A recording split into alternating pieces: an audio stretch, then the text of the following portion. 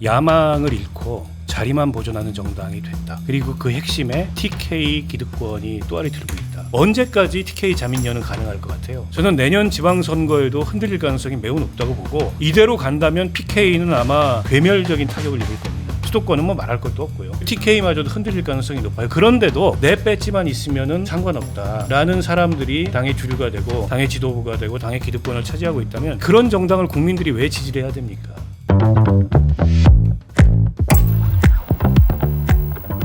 자연스럽게 이제 국민의힘 얘기로 넘어가면, 근데 사실 박 의원님, 국민의힘 의원, 현역 의원 입장에서는 사실 총선은 아직 3년 넘이나 한참 남았잖아요. 3년 남았으니까 사실 뭐 3년 동안은 배지가 유지가 되는 거고, 그러면 사실 이제 버티다가 이재명 정권이 뭐 중기 말기쯤 가는 시점이니까, 그때 이제 좀 실정이 생기면 그때 자기들이 다시 이제 총선을 생각해서 달리는 이제 그림을 그리고 있는 게 아닌가. 그래서 지금의 이런 개혁에 대해서는 별 미온적이고 3년 뒤에 총선만 바라보고 있는 게 아닌가. 이제 이런 반응들이 이제 여의도에 사실 많이 나오거든요. 그래서 저는 이제 국민의힘이 그런 지가 좀 됐어요. 네. 윤석열 요 3년 동안만이 아니고 박근혜 탄핵 이후로 그런 정당이 돼버렸는데, 야망을 잃고 자리만 보존하는 정당이 됐다.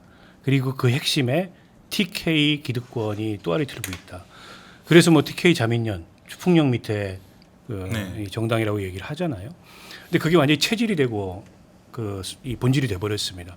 지금 국민의힘의 혁신은 누가 혁신위원장이 되는가가 본질이 아니에요. 그 문제의 본질은 이른바 당내 기득권 세력인 친윤이 허락하는 혁신이라는 게 이제 문제의 본질입니다. 그렇죠. 윤희숙 의원이 그 혁신위원장이 된다 한들 지금 그 구조적인 문제를 벗어날 수 있겠어요?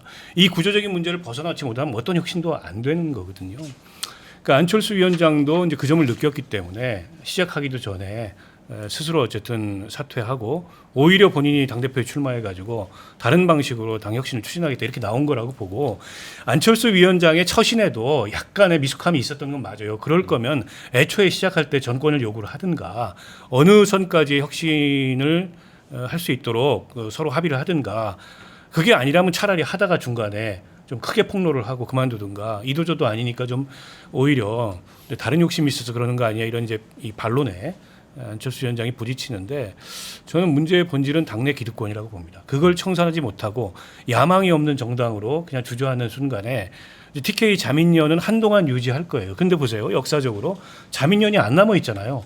충청도 정당 안 남아 있잖아요. 그거 이 유권자들의 갈수록 높아지는 정치 의식이 용납하지 않습니다. 언제까지 TK 자민련은 가능할 것 같아요? 저는 내년 지방선거에도 흔들릴 가능성이 매우 높다고 보고, 이대로 간다면 PK는 아마 괴멸적인 타격을 입을 겁니다. 수도권은 뭐 말할 것도 없고요.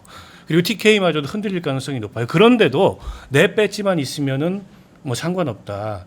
라는 사람들이 이제 당의 주류가 되고 당의 지도부가 되고 당의 기득권을 차지하고 있다면, 아니 그런 정당을 국민들이 왜 지지를 해야 됩니까? 이렇게 되면은요, 저는 내부에서 변화 혁신이 아니고, 아까 우리 김 대표님 말씀하셨던 대로 외부에 뭐 특검이 됐든 아니면 이제 유권자들의 그런 더 능동적이고 성숙한 판단이 됐든, 그걸로 이제 당이 거의 해산되는 이제 그런 운명을 저는 맞이할 거다 이렇게 봅니다. 근데 이제 만약에 국민의힘이 이제 그래도 지금 어느 정도는 이제 규모가 107석 정도가 있었는데, 만약에 와르르 무너져서 정말 소멸 단계까지 가게 되면 그게 또 마냥 민주당한테 좋은 일만은 아니지 않나요? 그렇습니다. 이게 대한민국 사회 전체를 봐야 되는 거예요. 대한민국은 나름 올해가 이제 강복 80주년, 헌정 76주년 아니겠습니까? 그래도 많은 우여곡절이 있고 정치적 많은 대립과 격한 세상이 있었지만은, 그래도 산업화와 민주화 이런 큰 틀이 유지된, 그거는 역진보와 보수의 그 역할이 있었던 겁니다. 그러니까 양날개가 고루 건강하게 그래도 일정 부분 견제 대립하면서도 이 양날개가 건강하게 유지가 된 거예요. 그런데 지금 보십시오. 작년 4월 총선을 통해 가지고 이미 국민들은 윤석열 전 대통령이 그런 방식의 일방적 국정 운영은 그거는 위험하다. 그래서 민주당에 절대 의석을 부여해 버렸지 않습니까?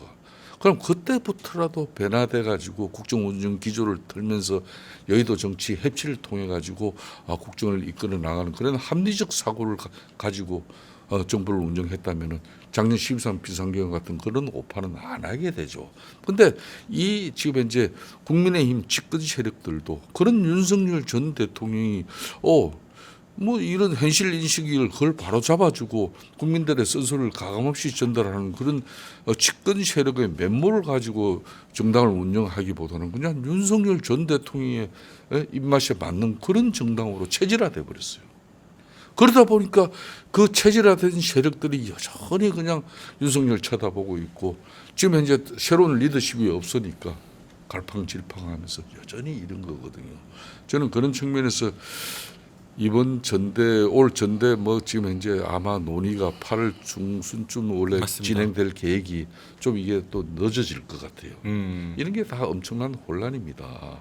혼란은 그러니까 우리 당의 제대로 된 리더십이 확보되지 않는다면은 전당대회를 치러도 아무런 또 제1야당으로서의 체질 변화가 이루어진 그런 전당대회가 아니면 별 의미가 없어요. 그렇게 지금 보십시오. 작년 4월에 부여한 그런 거대 입법 권력, 이 민주당의 독단과 전행 분명히 국민들 알아요. 그런데 그런 상황에서도 민주당 대표를 했던 이재명 민주당 후보가 대통령까지 국민들이 선택한 것은 니네들이 아무리 그렇게 제1야당으로서 정부를 견제하고 또 국회에서 민주당을 상대하려고 하지만 니들이 변화하지 않으면 우리들은 너네들 응원 안 할 거야. 이 메시지를 끊임없이 내고 있는데 그래도 우리는 안 변해. 우리가 입맛에 맞는 앞으로 당 대표 만들 것이고 그 당 대표를 통해서 내년 우리가 내가 공천하는 그 사람들 기초단체장 다 당선될 거고 그 다음에 나는 2년 10개월 후에 다시 나는 선수 놀리는 나 배지 달 수 있어. 이런 쉽게 말하면 집단 의식이 있어요. 그러니까 한두 명만 코마 상태면은 그걸 수술하면 되는데 이게 집단 코마 상태로 빠져 있으면은요 어떤 경우도 수술을 하지 못합니다. 결국은 집단적으로 몰락하는 길밖에 없는 거죠. 그런 위험한 상황이에요. 이렇게 두 분 진단해 주셨습니다. 근데 이제 다 말씀 나온 대로 국민의힘 전당대회 이제 사실 이게 어떤 대표가 새로 들어서느냐에 따라서 뭐 당의 말씀하신 체질 개선이 이루어질 수 없을지 뭐 여부가 좀 달렸을 것 같은데 이제 안철수 의원이 뭐 이제 한동훈 전 대표, 김문수 전 장관 뭐 이제 나와라 이런 글을 남겼어요. 근데 우리 박 의원님 보시기에 뭐 안철수 의원은 상수인 것 같고 네. 김문수 후보도 뭐 많이 기운 것 같은데 이제 김문수, 한동훈 어떻게 보십니까? 근데 한동훈 전 대표는 본인 생각이 알려지진 않는데 네. 그 한동훈 전 대표하고 함께 어쨌든 정치를 하고 있는 그 주변 그룹은 한사코다 말리는 분위기인 것 같아요. 그렇다고 하더라고요. 예. 그 지금 상태에서 사실은 이 당의 어떤 쇄신도 불가능하다. 결국 그 지금 한 대표가 나와봐야 또 이제 비대위원장 할 때처럼 친윤 세력하고 옥신각신하다가 내년 지방선거 결과 책임지고 물러나는 이런 그림이 될 가능성이 있어서 오히려 지금은 이제 다른 모색을 좀 해야 될 때다 이런 것 같아요. 그래서 한동훈 전 대표는 제가 보기 좀 안 나오는 쪽으로 지금 정리가 돼가고 있는 거 아닌가. 그러니까 조경태 의원이 출마 선언을 했는데 네. 가깝잖아요. 그렇죠. 근데 조경태 의원하고 한동훈 전 대표가 뭐 조정까지는 아니더라도 어쨌든 의사 확인을 했으니까 출마한 거 아니겠습니까? 근데 한동훈 전 대표가 나오는데 조경태 의원도 나올지는 않을 거 아니에요. 가뜩이나 뭐 지금 쉽지 않은 상황에서. 저는 오히려 한동훈 전 대표는 거의 이제 정리가 돼가는 것 같은데 김문수 후보가 어떻게 할까? 근데 이제 김문수 후보에 대해서 친윤들이 굉장히 경계한다는 얘기가 많이 들립니다. 그러니까 지난번에 그 후보 단일화 때 입장이 달라졌던 것도 그렇고 그 김문수 후보의 주변을 경계한대요. 그분들이 당 밖에 오랫동안 있던 그 야인들인데 이분들이 당내로 밀고 들어와서 내년 지방선거에 뭐 특히 TK를 기반으로 뭘 하려고 하면 그게 이제 자신들의 밥그릇을 건드리니까 그 점을 극도로 꺼린다. 이런 아주 작은 이유로 김문수 후보의 출마를 경계한다고 얘기를 합니다. 근데 김문수 후보 최근에 이런저런 자리에서 나온 메시지로 보면 출마하시는 모양이거든요. 저는 출마하면 제일 유리하다고 생각합니다. 딴 게 아니고 지금 불과 한 2달 전까지 그 2달 전이지 아니에요. 한 달 전까지 대선 캠페인을 전국적으로 했잖아요.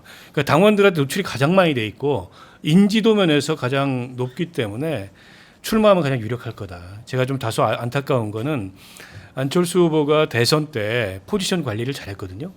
근데 이번에 또 약간은 미숙하게 대응하면서 물론 혁신이 안 될 것 같은데 혁신위원장 해가지고 본인도 같이 몰락하는 것보다는 저는 안철수 의원이 저렇게 이제 내칠 수밖에 없었다고 생각하는데 근데 그 모양새가 매끄럽지 않아가지고 좀 실정을 했어요. 그래서 전당대회 때 크게 위력을 발휘하지 못할 것 같다 이런 생각입니다.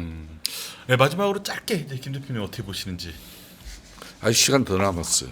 저는 그런 측면에서 앞으로 이제 지도부에서 결정한 그런 전당대회를 만들어지면 그 판이 당을 변화쇄신시키기 위한 어떤 그 자정의 어떤 그런 전당대회로 선의의 경합 경쟁을 참여하지 않으면 안 된다는 그런 큰 컨센서스가 만들어져야 돼요. 그런 요즘 이제 언론들이 당내에서 그런 자정 노력이 힘도 없고 네. 제대로 되지 않으니까 그나마 언론들이 이 보수의 역할에 대해서 고민해가지고 지금 여론을 하면서 흔히 말하는 친윤 세력들에 대한 그 평가가 있지 않습니까? 이런 게 조금 지나가면서 좀 교통 정리도 이루어지면서 구도가 잡힐 거예요. 지금 구도는 제가 볼 때는 의미가 없습니다. 네, 오늘 얘기는 여기까지 듣겠습니다. 네, 오늘 두 분 말씀 너무 감사합니다. 고맙습니다.